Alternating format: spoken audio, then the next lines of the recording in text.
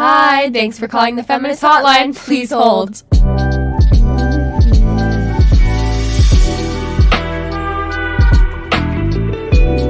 Hi. Welcome back to the Feminist Hotline podcast. I'm Dylan. And I'm Harper, and this week we are going to be talking about issues in Iran. But before we get into that, Dylan, how was your week?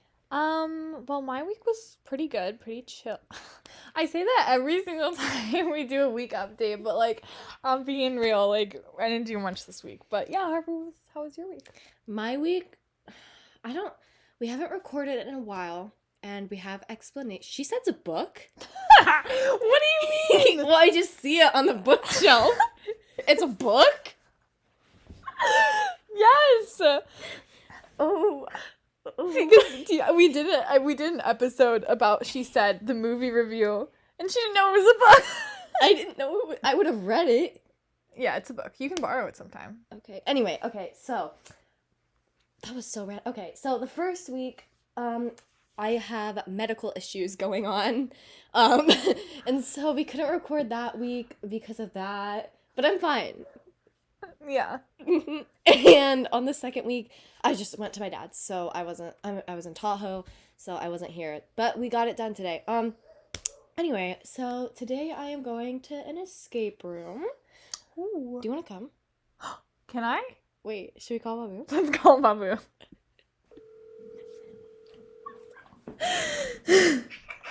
Hello? Yeah. Where are we going for the escape room? I don't. It's the one that you've been to. I don't know what it's called. Would it be possible if to bring Dylan if you called the place and added a person and if she paid for it herself? Yeah. You can add more people. Oh, Yeah. Is that fine? Can we do that? Yeah. Okay. Okay, sorry, we had to cut it off. We didn't want to put in the whole phone call. Because it had our location that we're going and all that. Yeah. But we're really excited to start this episode. And yeah, let's just get straight into it. All right, and before we kind of get into what's happening in Iran, we kind of wanted just to say that, doing all this research and stuff, it's making us realize just how lucky we are to be living in America. And, America's not perfect. And, we definitely are aware of that and we definitely know that. But, for example, we can wear whatever we want on the streets and, Not get beaten. and not get killed. So yeah. in that front, we're pretty lucky to be living here. And so, yeah. And we also just wanted to say it's so important to talk about what's going on for women and all that in other countries other than America. And I think feminism is really centered in America, or not a lot of people agree with it because it is centered in America and they think women don't have problems or whatever. And it's just so important that we focus on that on other countries because there's so much going on and we need to bring awareness to that. Yeah. All right, so the first topic that we're going to be discussing is the death of Mahsa Amini, and also, I know we say this a lot, but that's probably not how you say her name. We looked up a YouTube video on how to say it, but we're probably saying it in our American accent, so we're sorry about that. But yes, that's the first thing that we're going to be discussing. So just a little intro as to who she is. She died after being arrested by Iran's morality police for breach of the country's strict dress code. The wave of fury unleashed at compulsory hijab laws, security forces, brutality, and wider government repression continues to rage. And there has been a lot of protests and retaliation against what happened to her, and some things that the women are doing is cutting off their hair and cutting up their passports. And women have been they've been protesting for a very long time, but not as upfront as now. I think the death of Mahsa Amini really sparked these protests and gave these women courage. It's just this big thing, this first women-led protest in Iran ever, and it's just this huge step up for women. Yeah, because also they've just been oppressed for years, and yeah. All right, and continuing what we are discussing, we're going to be reading off a newspaper article, just kind of talking about what we've just been saying. Okay. This uprising has been different. Men and women of various ethnic backgrounds have marched under the banner of women's rights. Across Iran, crowds have shouted the women's movement chant, "Women, Life, Freedom," understanding that freedom for women means freedom for all. Okay. And in recent weeks, we have seen courageous schoolgirls and students at universities take the helm, raising up their scarves, marching through streets, and chasing off government officials. But the crackdown has resulted in mass arrests and reportedly killing hundreds of people, including girls.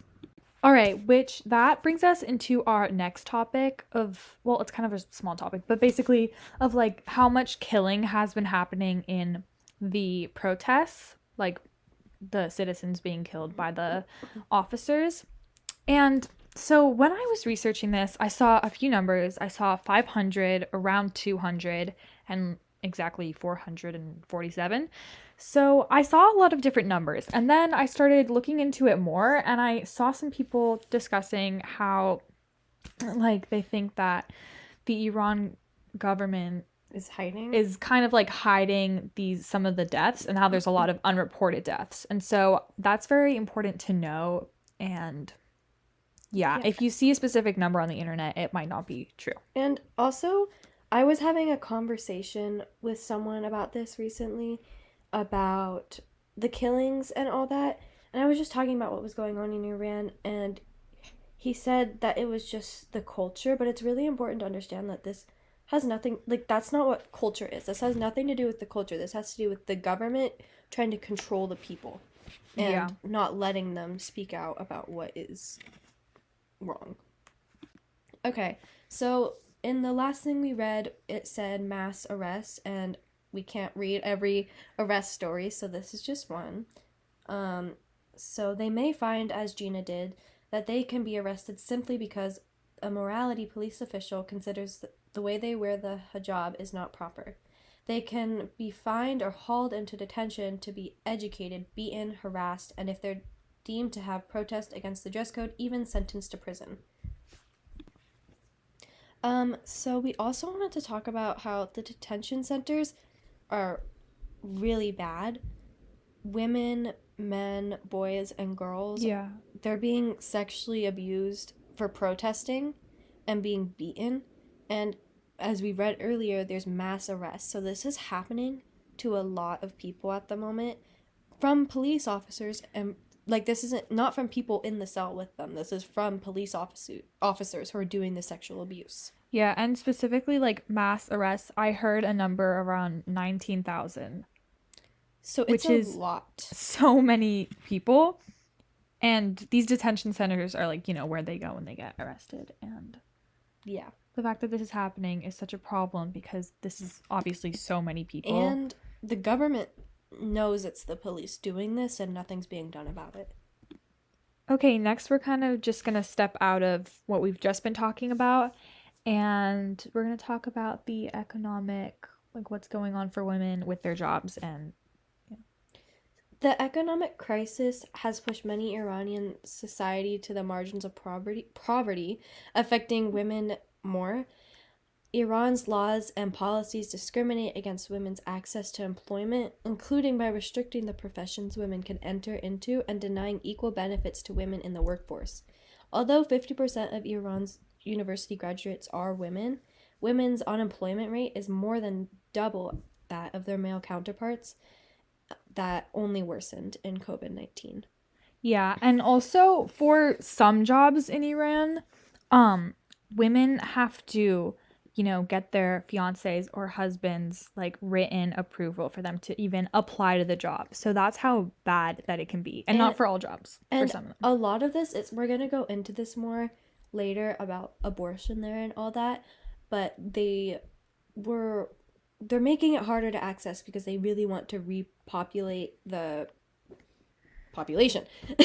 And so they're trying to do that, and that makes it easier to restrict women from getting jobs. It makes it easier for them to do that. So that is one reason. And also they just think women shouldn't be allowed because they're trying to control women. So the next thing we're going to be talking about is child marriages. So trigger warning for pedophilia. It's fine if you want to skip over. This section will be kind of short. So yeah, so reading off the article, it said, instead of dealing with women's economic struggles and their unequal access to opportunities to shape their own lives, Iranian authorities are trying to force women to marry earlier and have more children to increase the national population.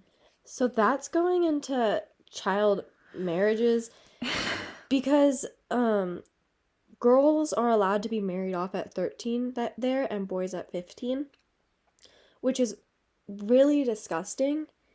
And it's some probably creepy guy. And also, this just increases the abuse that they're going to receive. Yeah. So, not only is it pedophilia and I could not imagine being married off at 13. Like, you don't know who you are. It's like, it's just so young, and you're still like, you're a child yourself, you know? And it's just so traumatic to go through that at such a young age. And you're probably marrying someone, as Harper said, you're probably marrying someone older, which is also just disgusting. So the article says, once married, girls and women often face further abuse. Iran's laws grant husbands significant control over their wives' lives. So under the civil code, the husband has the right to choose where they live, and he can prevent his wife from having certain jobs if he deems them against family values. Under the passports law, a woman needs her husband's permission to obtain a passport and travel outside the country. And you're 13, and that's having someone, well, not all women are married off at 13. I'm just using that as an example. Like, you're 13 and you're having your husband basically acting as your dad, and that's so gross. Yeah, and it's just like, this is another example. Like, women are so oppressed in Iran, and so, like, and all these protests are, like, just starting to spark up, and... No, they've actually been protesting since, like, 2007. Oh, yeah, no, I've seen in, like, no, the 1970s as well, but it's gone, like, viral, and you know what I mean? Like, and people are just, like I said earlier, people are just saying, oh, it's just their culture. This is not their culture. This is pedophilia. This is disgusting. Why, like, how is, that's not a culture. Culture is beliefs and religion and all that. That is not. It's just another excuse for, you know, thinking that it's okay, but it's really not. Yeah, and it's just another way to control women. Yeah. All right, and next we're going to go into the abortion laws in Iran right now. So women today are contending with severe limitations on their access to sexual and reproductive rights. A population law passed last November outlawed sterilization and free distribution of contraceptives in public health care systems unless a pregnancy threatens a woman's health, and further limited access to safe abortion. Yeah, and we kind of touched on this earlier because the article said it, but like, this is just another way of Iran trying to expand their population, just like, and they're in this way they're just kind of using women as just objects and just as for sure people. I mean, not even people, just things that can reproduce. Yeah, and it shows because women, they're not allowed to have jobs without their partner's consent. They're not allowed to go anywhere without their partner's consent. They're really not allowed to show any skin or they'll be beaten. And it, like, I think the only way they think of women is they can make babies, so that's it. And it shows with all these restrictions that they're putting on women. Yeah, and that's just another, like, as we said in the beginning, like, America isn't perfect, but it's a lot better than some other places around the world. And you're saying it right now. Okay, so the next topic we're going to be talking about is domestic violence. And trigger warning for domestic violence. It's a short little paragraph, but we get it if you need to skip ahead. And this paragraph, like, I'm going to be reading it, like, clearly, I guess, but it is hard to read, and it's a really difficult... It's really sad. ...topic. So Iran does not have policies in place to prevent abuse, protect women, and prosecute domestic violence, despite increasing reports of horrific femicide and women risking their lives to escape abuse. In many femicide cases, prosecutors and judges often don't press for adequate penalties. So if you don't know what femicide is killing a woman for simply existing as a woman. Like, not because you're a murderer and she did something or whatever, literally for just existing. A lot of this I heard was happening in Mexico and just South America in general. And we're going to have an episode about this coming up if you would like more in depth about it, but that is what femicide is. It's awful, and the fact that they aren't trying to protect women against it. And in a lot of places, including America, women are asking for more protection because the court system is really bad when it comes to all this, dealing with this stuff, I would say. Yeah. And in America, we've been granted laws to protect us. I mean, it's not perfect, but it's way better than other places. Yeah, and also people are just so uninformed about all the femicide that is happening in Iran, even like myself included. Like when I thought of femicide, I thought of like it being in South America, and I like to think that I'm like informed on these topics. So to find out that it's also happening over here, it's like if I didn't know that, Yeah. you know, just sounds like a lot of people didn't know that as well. Like I just learned that like today. Yeah, and it actually does happen in America. I learned that recently. It is happening, but way less. Yes. Way less. Not even a comparison to as much as it happening in these specific places That do not but respect women. yes. All right, and then to conclude this episode, we're going to read one more paragraph. So Harper, go ahead. More than 40 years ago, Iranian authorities sought to marginalize women from public life. Despite discrimination, Iranian women are highly educated and have broken barriers in many professional fields. Women have pushed against discriminatory laws and policies like dress code and sexual harassment, achieving some reforms. But they have faced arrest, torture, imprisonment, and even death sentences.